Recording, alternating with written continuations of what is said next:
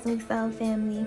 It's your goddess breathing Empress, back with another divine message in divine timing from your ancestors, your your orishas, and your spirit and archangel guides, the fairies. Yes, I did say fairies, and the divine cosmos and Mother Gaia. If you are new to the live vibe and tribe sessions, hey, how are you? Welcome, I love you. I'm glad that you are aligned with my vibration here. And if you are a returning karmicsoulmate family, yeah, I love you. Welcome back.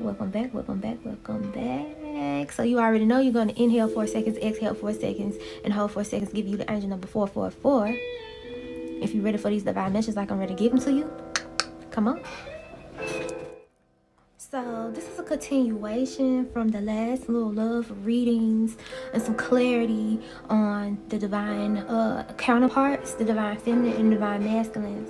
So these are possibly the messages that if you've been ghosted, if y'all haven't talked and y'all separated and you feel like a lot of things were left unsaid, these will actually give you a little closure, hopefully, or a little insight as to why y'all didn't make it, or as to why you were ghosted, or why things were just so hard to like converse about. So inhale. Let's see, what do they have to say? What does divine masculine have to say to the divine feminine, or the divine feminine have to say to the divine masculine about the situation? Why? Ooh. Somebody always had the need to be right. Somebody always had the need to be right, honey. Look, somebody will never let you get a word in. They always had to have the last word. They weren't ready. They weren't ready for your connection. They weren't ready, because if they were, they would have at least compromised.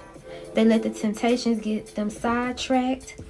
So now that y'all not talking, they tend to look at your social media pages, waiting to even talk to you. They've been watching you. They've been watching you hard. They fell deeply in love with you, but they didn't know how to even express that love. They let their temptations get them sidetracked. Running away from you is running away from themselves. Look, they couldn't handle it anymore. They literally couldn't handle it anymore. They knew they were breaking your heart. They knew that they weren't up to your standards, so they couldn't even handle it anymore, which is why they just up and they pretend to be happy for you. That's the thing. They pretend to be happy for you, but they not at all. They see your growth. They see your elevation. Girl, I know this didn't just... Look at this. Look at this. Sorry for what I've done to you. Karma is kicking... What did I just say? Talking about someday happy for you. Karma kicking their ass. And it should. And it should. And is. And will continue to. When you messing with an earth angel. When you messing with a high priestess. Or a priest. And you play yourself. That's exactly what happened. Karma comes and kick you right in that ass, baby. Period. Period and point and then a blank. Alright? What else? Ooh, it just wasn't the right time for us. And they knew that from the jump, when they knew that they weren't ready for this union. They need to work on themselves. You literally been hunting them in their dreams. They can't close their eyes. They can't function. They are going through it because everything reminds them of you. Everything reminds them of you. And I said that temptation got them sidetracked, right? Okay. Yeah, everything, like, you was like a thief in the night hunting their ass and took their heart for ransom, and they can't do nothing. They can't move a muscle. Probably can't even get up for whoever else they left you for. Shh. You know what? We just gonna look. Commitment issues. Freaking commitment issues. And I'm telling you, they knew this from jump. Trying to act like they had other things and other people, to tend to. They didn't. They did not. No one else can come close to you and what you've done for them. They already have a hard time opening up their emotions. Again, like I said, emotionless. But they found a way to open up to you, but then they still got scared and ran off. Girl, if this thing come out again, okay, let me just sit this here. temptation. And it might not didn't work out this lifetime. Y'all were past life lovers, and it just didn't work out this lifetime, you know. And you're choosing this lifetime to walk away. You chose this lifetime to walk away, and that's good for you. And if you're still feeling like you couldn't make the decision, you will, because you're gonna choose you, and that's good for you. What else, Spirit? What's the last message? What's the last confession that's burning their throat chakra up right now that they held on to, and then even I just feel like they don't even. When I said I love you, I meant forever. Literally, they thought the grass was greener on the other side, but it wasn't.